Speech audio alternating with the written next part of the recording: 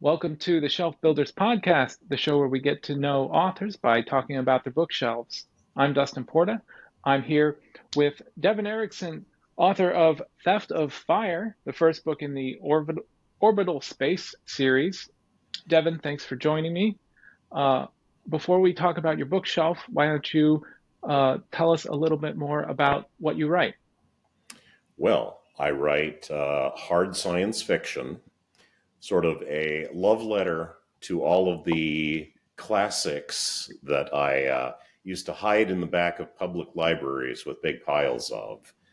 Um, and I throw in a little modern stuff, a little more character development, but basically fun adventure stories in the spirit of classic science fiction. And your book launch is coming up very soon. When should we look for Yes, it? yes, my first one. I'm sorry, what was your question again? Oh, well, what's the date? November 11th. And if you're watching this in the future, that is November 11th, 2023. All right. I'll get your website at the end of the show, and I'm going to have links down at the bottom in the show notes for anyone who wants to go check it out. Uh, Speaking of libraries, I see what looks like a pretty impressive library behind you. I was hoping you could take us on a little tour of your bookshelf. Well, we just bought a house, so it's still being unpacked. But there are a few things here. First of all, it's important to note that there's two bookshelves. This is the main bookshelf. I am a big ebook fan, but here we I have. appreciate you bringing that out because that's a question that usually comes up partway through, and some people are unprepared to talk about their ebook shelf.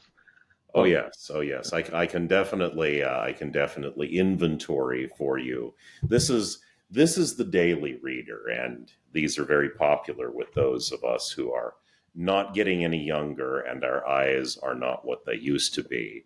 But I do still have a few physical books, which are those sort of rare classics that were a little bit more of cult appeal and never made it into ebooks in the modern form.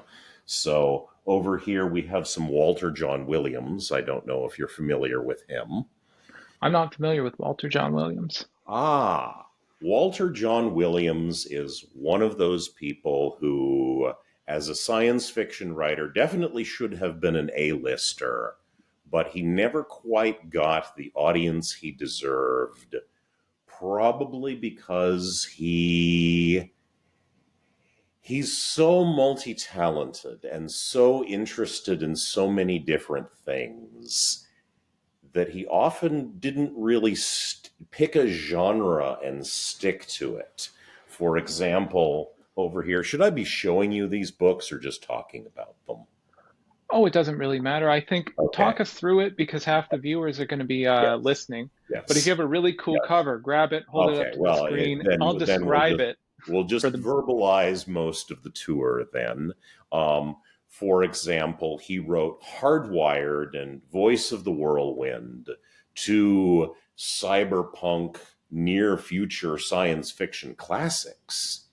And then he switched over and wrote a 3 volume series called 10 Points for Style, which is a light science fiction comedy about a professional burglar. And then he wrote historical fiction and he wrote westerns. And I believe he wrote some Star Wars novels. And then there Hmm. was an urban fantasy series, Metropolitan and City on Fire, which he never finished. So Walter John Williams was someone who jumped around so much that he never really built this sort of reliable repeat Larry Correa style audience. But if you haven't heard of him, he's definitely worth a read, regardless of what genre you like, because whichever one you like, he's probably written something in it.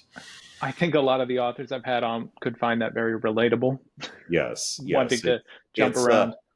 a struggle between one's own creativity and wanting to be consistent for an audience. You become known to people who like a certain type of thing. And at the same time, you don't want to write the same book 27 times, which some authors, naming no names, have done. And you don't also want to jump around so much that the people who loved your first book aren't really interested in your second. So it's a balancing act. And it's not just about genre, it's about developing a consistent style. People who loved your previous work are able to trust you that they're going to be able to enjoy your next thing. Because, $20 for a book, $10 for an ebook is not really a big ask. What we really ask for people's trust in is that we're taking 20, 30 hours of their time. It really is a lot of time that our readers give to us. We're Yeah, asking a lot for them to sit down and spend days, weeks of their life with yeah, our stories. yeah, yeah. And of course, the flip side of that, the payoff, is because you're writing a book, and writing a book takes 1 to 2 man years, sort of considering all of the other things you have to do to bring a book to publication, which is quite a bit. That may sound like a lot, but compared to your standard movie or TV show, or even sort of the radio plays of the 1930s and 40s, that's a very small investment of time and effort. So compared to your other media, books are really quite cheap to produce. And this allows us to be very creative and experimental, because authors take great personal risk, but we're not answerable to $200 million of investment in filming this project.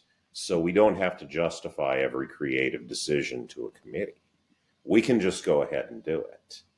And even if you can't get publishers to see the value in it, ever since Andy Weir became a household name, self-publishing is no longer the vanity press for people who don't deserve to be taken seriously.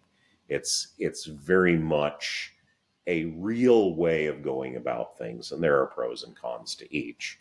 But being an author, you really do have a lot of creative freedom nowadays, and that allows you to create some really interesting things for readers to experience, so long as you get over this hurdle of convincing them that it's worth their time to crack the book in the first place. I think that's a healthy attitude to have. And what with authors not having to go through some of the gatekeepers to Mm-hmm. do it, Uh, it takes a bit of humility to say something like about the fact that yeah, it's a yeah, cheaper yeah, option. yeah. It's And actually, don't get me wrong, gatekeepers, when they're functioning right, serve a very valuable function for readers. Because back in the golden era of science fiction publishing, if you want to say the 30s, 40s, or even the 50s, 60s, 70s, um, the fact that someone was published by this sort of Manhattan-based publishing industry served as kind of a stamp of approval, where you could be certain of some sort of minimum quality of writing if you were going to pick up one of their books and crack it open and start reading. It wouldn't necessarily be to your taste, but it wouldn't be badly written product. mhm. And I think the publishing industry today is maybe interested in some other things rather than just pure gatekeeping for writing quality.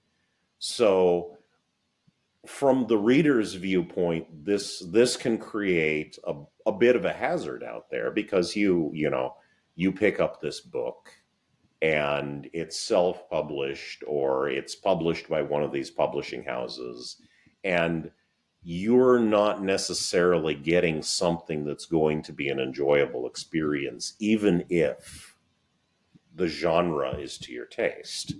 So I think nowadays readers are cautious, and justifiably so. And it is our job not only to make the experience of opening our books rewarding, but to find ways to give them confidence that it will be.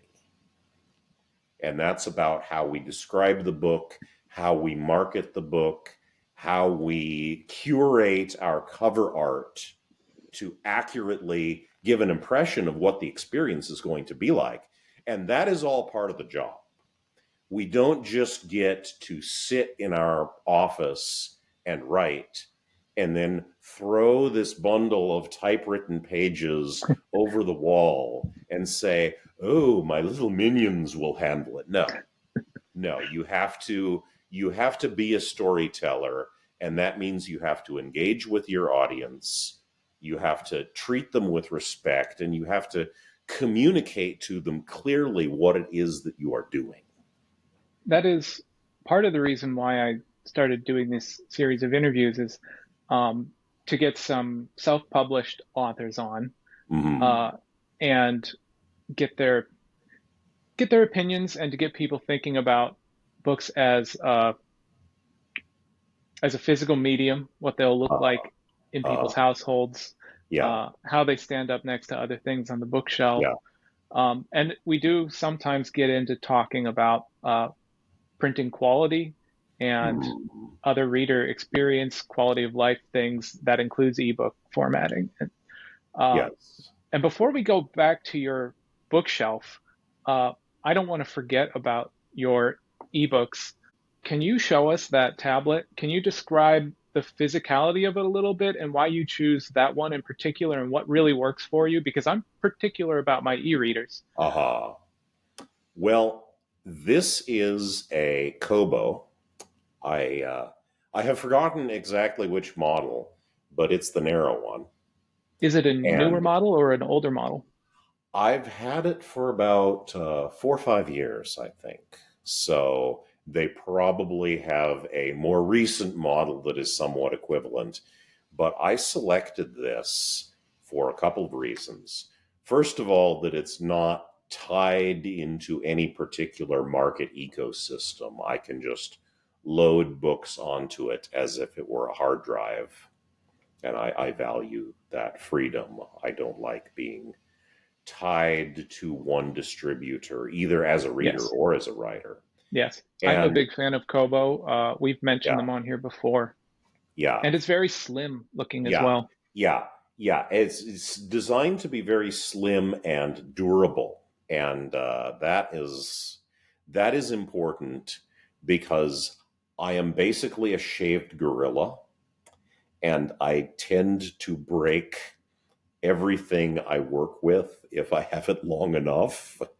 And especially since I read in bed, I fall asleep reading, I roll over on this thing, and it has held up so far. There's a few dings and What's the scratches and whatnot, but what is the e-ink like? Is it color or black and white? it is black and white. I don't know if color e-ink is much of a thing so far. That wasn't my field as an engineer, I don't think it but is. um, You either have the the screen like a tablet screen, or yeah, you have the yeah. e-ink.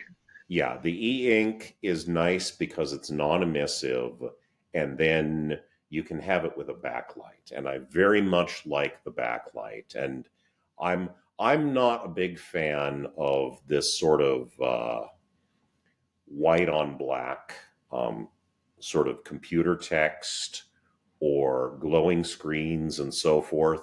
I find that it's much easier on the eyes to have dark text on a light emissive background. Because if you think about it, that's how the human eye evolved. We evolved on the African savanna trying to spot vertical dark figures against a light background. And so, lo and behold, when you get this e-ink display, you have dark letters against this sort of backlit light background. It's very easy on the eyes, which becomes important for those of us who are not getting any younger. No one's ever compared reading. I've never heard anyone compare reading to hunting on the savannah, but I like it. Let me ask you how.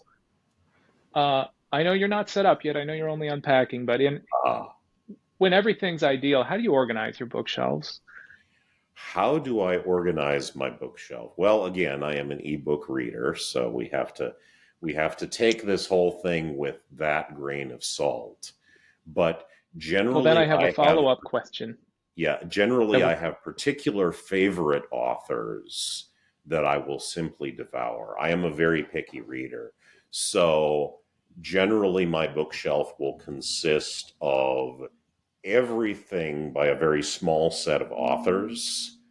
And so I can just, okay, here's, this entire shelf, the third one there of Terry Pratchett.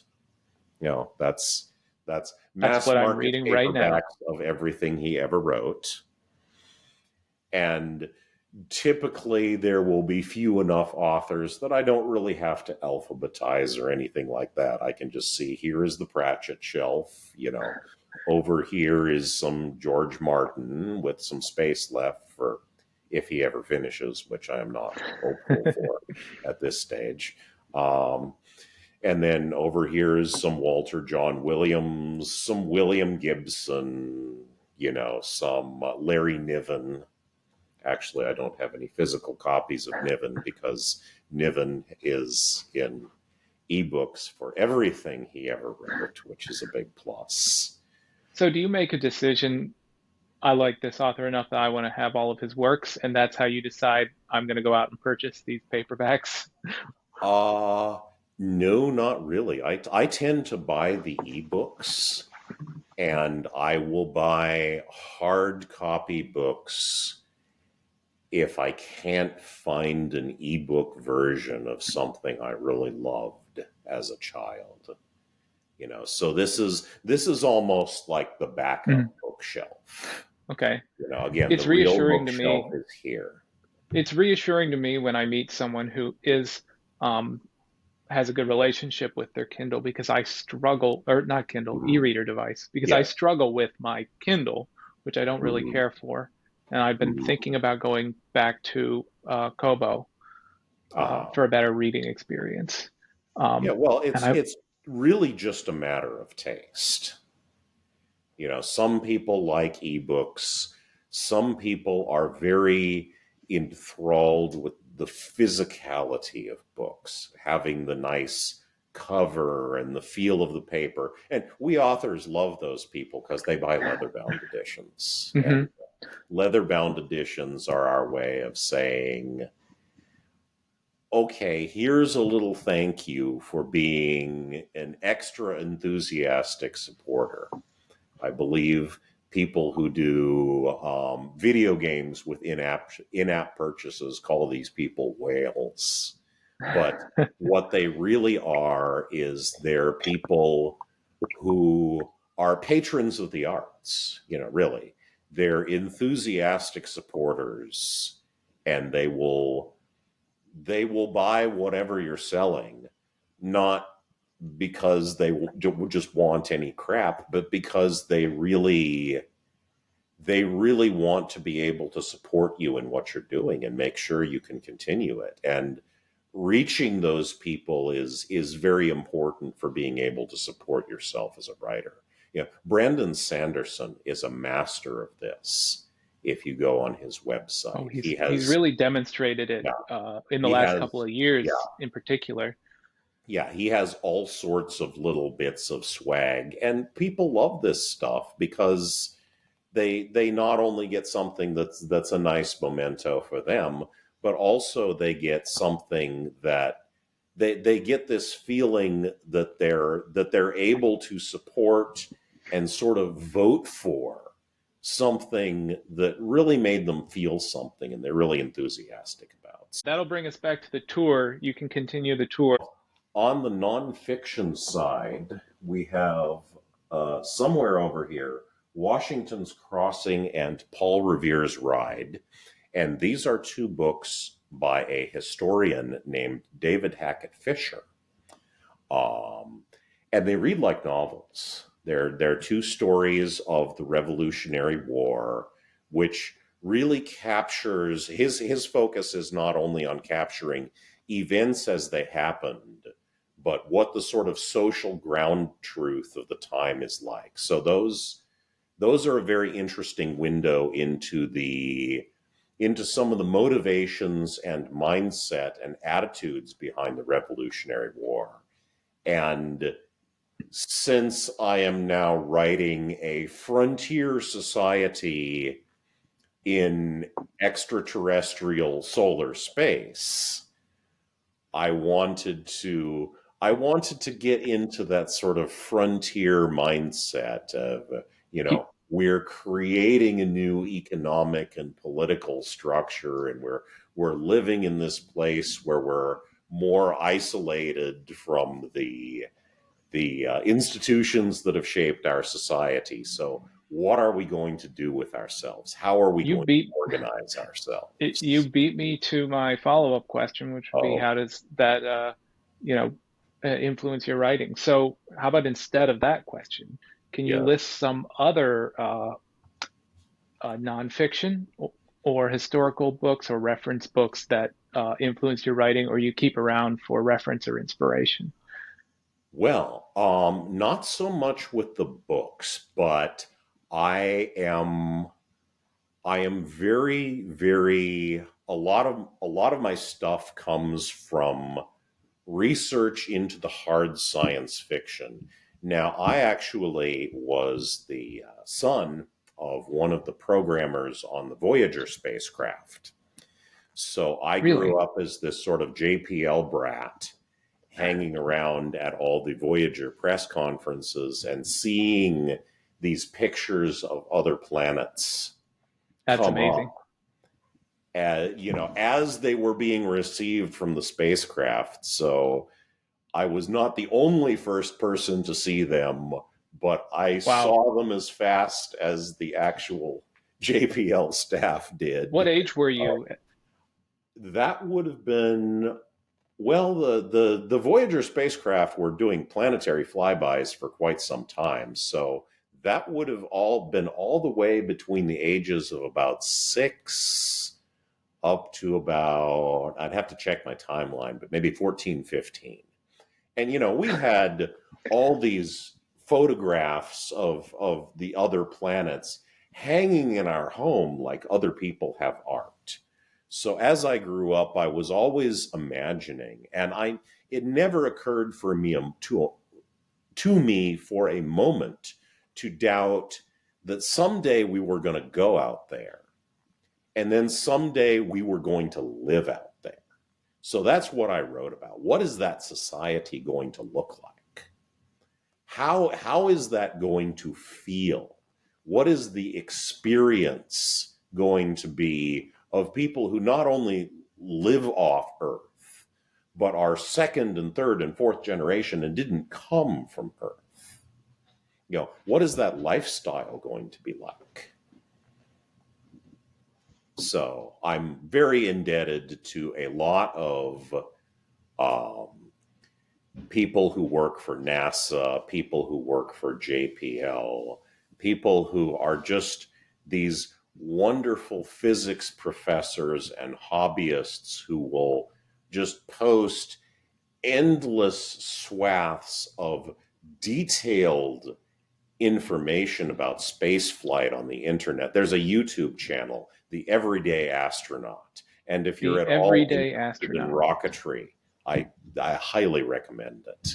Before we run out of time here, I wanted to ask, is there, I don't mean to rip us away from nonfiction, but is there Mhm. any fiction authors that you in particular strive to emulate when you're writing your own stuff that you particularly you like their voice or the way they Mhm. tell a story? Mhm. Well, as I said, Theft of Fire is a love letter to all of these science fiction classics. So I'm not trying to emulate any particular author's voice because a voice is something you don't really strive for. It happens. It's something that happens to you Right. because your authorial voice is the things you can't avoid doing. And I think mine is rather unique. But at the same time, I was inspired by lots of different science fiction authors. So if you read Theft of Fire very carefully, and if you are a science fiction fan, especially a classic science fiction fan, you're going to find little Easter eggs hidden throughout the text that are just little shout outs to different authors that inspired me. Not all science fiction, but mostly. And they're just these little hidden details that don't disrupt the story too much. But some people who like, say, Larry Niven or Walter John Williams or William Gibson will say, aha, I see what you did there. And these are just the little tributes to the people who inspired me. One of my favorite things about doing this show is that it helps me build my reading list because I have to admit I'm not very widely read in or deeply read in science fiction. Mm-hmm. I read a lot of Arthur C. Clarke and Uh-huh. not much else. That was a good one growing up, but Yes. I, Yeah. I didn't I didn't read any Larry Niven. Yes. Uh, Then this is me physically restraining myself from lunging towards the camera with a list of recommendations. that is what the show is about, Okay, so okay. it's Well, I okay. would I would definitely pick up Larry Niven's Ringworld. I would look at some of the new wave science fiction, um, some Zelazny, some Le Guin. Um, if you've read some of William Gibson's earlier works, Neuromancer, Oh, Count Zero, Mona Lisa Overdrive. Those are very good. They kind of do for computer science what the Arthur C. Clarke's did for rocket science. So hmm. those are very much worth your time. They explore some of the possibilities of artificial intelligence and electronic communications and how our relationship with information changes us. So those are well worth a read. Let's see what else. Asimov. Asimov is sometimes a little silly, but some of Hmm. his more serious stuff. The Foundation series I would recommend. Um, I would not recommend watching the show to see if you would like the books because these have become two completely different animals. And As is usually the case. yeah, it's not the sort of series of books that lends itself to becoming a television series. So I don't really understand the reasoning behind that choice in the first place. But the Foundation series itself is very deep and thoughtful, and at the same time very accessible. So I Are would there any definitely recommend. And of course, there's lots and lots of Heinlein, and you know, you wouldn't want to necessarily devour everything he wrote unless you're a hardcore Heinlein fan, but some of his more well-known works, The Moon is a Harsh Mistress and so forth, are definitely worth your time. I was wondering, this is a harder one. I don't Yes. always ask people to do this, especially on Okay. the spot, but um, sometimes people will are willing to humor me and pick a book off of their shelf and give me an impromptu review and or a summary of the book, talking me through the story and telling me what it is I will like about it. Sometimes it goes way off the rails. Does anything jump to mind that? Ah, yes. Here we go. Excellent. This is Metropolitan by Walter John Williams. Metropolitan by Walter. Will you show us the cover of that? Unfortunately, I no longer Oh, have the dust cover, oh, so but it's a cloth bound black is hardcover. what you Very get. nice. Excellent. Um, but this is an urban fantasy set in a far future Earth, which has been cut off from the rest of the solar system by some sort of mysterious shell over the sky.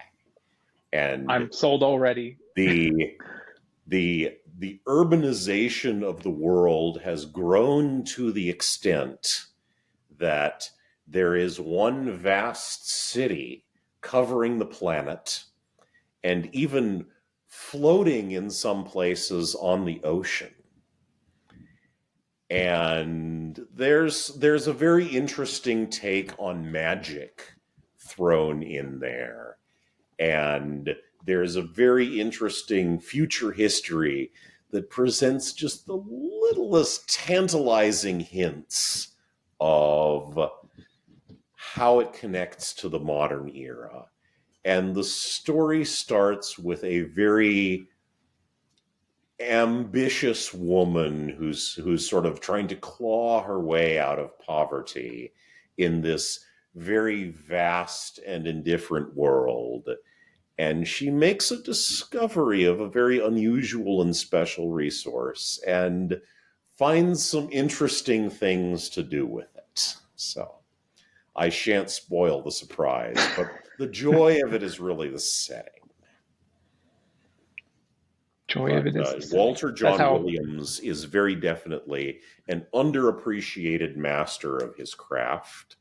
So if you like sort of urban fantasy of a little more unusual twist that doesn't really draw from Tolkien at all, like if Hmm. you enjoyed Michael Swanwick's Iron Dragon's Daughter, then I would very much recommend picking up Metropolitan and City on Fire, and then cursing my name because it's been many years and he hasn't come out with the third one yet. And I got you hooked on something that didn't get finished. And is it? It's not a new book either, right? No, It's it's not. been It's out a not. while. Apparently, I don't know all the details, but apparently there was some kerfuffle with the publisher going Hmm. under and intellectual property rights. And so he couldn't write the third one. But I understand, and don't quote me on this because I may be wrong, but I think he has the rights back now. And so a third one may be coming. He could have And written it no, and put it into yeah, a safe. yeah, yeah. I was in I was in a Salvador Dali museum in Florida, Uh-huh. and there was a Picasso on the wall, but it was a Picasso woodcut in sort of Salvador Dali style, but it had the Picasso's characters in it. Yes. I said, I, I I'm said, what I'm is that? sorry to interrupt you, but is Yeah, that what I think it is? It is. Okay. Give, give. Okay. So is this something exciting for the? Yeah. All right, this is the actual first proof of my first novel, which is being which is going live November 11th. So this is actually the first time I get to see this. well, if So we would you can, like to do this live? absolutely. It's not going to be live, but we'll do it on the show. Okay. Absolutely. Let's see if I can get this open here. Oh, wow. Okay. There we go. This cover hasn't been revealed yet either. It has not. It has not. This is the first time it has gone live. So We can time the release of this show to your cover reveal. Hold it up to the camera so we can see it, if you don't mind. Oh, wow. Yes, my cover artist, Thea That McGraw, looks is a fantastic. genius. Beautiful. Yes. Wow. Let's see the spine, because that's how it's going to be on a shelf, which is Yes. Halloween. Yes. Wow. I'm Oh, not wow. patronizing you. That is a beautiful cover. Thank you. But this is, yeah, this is actually the first time I am holding in my hands a book, a physical copy of a book that I wrote. So, It's a great moment. I'm glad that you were able to be here to see this. And I It's have never seen a first time published, self-published author who has a better looking cover. That's fantastic. Thank you. Thank you. I will pass your comments along to Thea, and I sincerely hope that this woman becomes as famous as like the next Michael Whelan, because she deserves it. She absolutely reached into my Well, head and pulled my characters out, and I don't know how she did it. And she is such a joy to work with.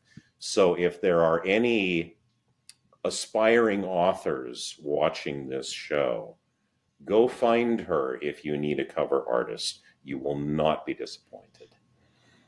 oh, I'm going to have to read every word and make sure everything is right, but I think this may very well be the approved version that goes out. So once I get through this, I'm going to have to sign it and ship it off to my first beta reader, who was an invaluable resource on how on what worked and what didn't, and just really made a difference. So Nicole, this one is going out to you once I'm finished with it. awesome. I don't even remember what I was talking with you before that. I want to see your font. How do you feel about the font in there and the typeface? Did Well, you said you like a larger font on your Kindle. Did you bump it up a bit for uh, yeah. Well, this easier is this reading? is very definitely readable. I mean, we had to keep it reasonably sized because this weighs in at, I believe, 151,000 words. And it's actually pretty lean at 151,000 words. So we couldn't get too crazy with the font size, but this is actually very readable. 11.5? Yeah. Yes, actually very readable to middle-aged eyes. So I'm quite happy with this. And of course, I nitpicked endlessly over the cover. We went back and forth so many times, and Thea was so patient with me, and I sent endless emails repeating, "This is brilliant. I love it. But can we just change this one little thing?" Yeah, you really have to strike a balance there. You want to. Yeah. I trust your artistic vision. I want you Mm-hmm. to do whatever you want to Uh-huh. do, but Uh-huh. also you have to be happy as well. Well, she was so patient and so enthusiastic. It was really a joy to work with her. That's But lovely. I basically I was as demanding with her as I am with myself, and that's the thing about covers is it's not just a piece of art. It is a description. It tells the reader what kind of experience they are going to have. And this book obviously is driven very much Yes. by the characters. So I wanted to capture them and and portray these little interesting things about them. And I won't like shove it in the camera and dissect every little thing. But book covers are really, really very important because we do judge a book by its cover. And we should judge a book by its cover because the cover is the message you send to readers. This is the kind of experience you're going to have. This is why I think what I have done is worth 20 hours of your time. And this is what I have to tell you, the cover and some teaser text on the back and whatnot. This is what I have chosen to tell you what this experience is going to be like so that you can decide if it's going to be to your taste or not. Mhm. And So if I have zero patience for authors who think covers aren't important. I think they're and being I'm lazy and they're disrespecting readers. Marketing is convincing someone that you are worth their time. And that comes from this base attitude of people don't owe you attention. People don't owe you time. That Mhm. that attention is a gift. Yes. Speaking of time, I've had you here for an hour now, just Well, about. it's been a lot of fun. It's it has flown by. Yes. Um, and I feel like we just scratched the surface of what it is you're reading these days. But uh, I should let you give Yes. everyone your website, plug your book one more time, and then we'll Yeah. wrap up here. So That tell is us just again your book and your yeah. website. And Yeah. Yeah. That is just www.devoneriksen.com, DEVONERIKSEN. it will And be in the show notes as well, so yes, they can scroll and down and click on it. on there you can find a sample of the first 3 chapters of my debut novel, Theft of Fire, to see if you enjoy it and you think it is worth your time. Excellent. Well, thank you for coming on, Devon. Yeah, thank you Thanks for everyone having for me. watching. It's been a pleasure. It's been great. Until next time, I'm always workshopping a new tagline to end the show on. So let's go with don't forget to charge your hollow books.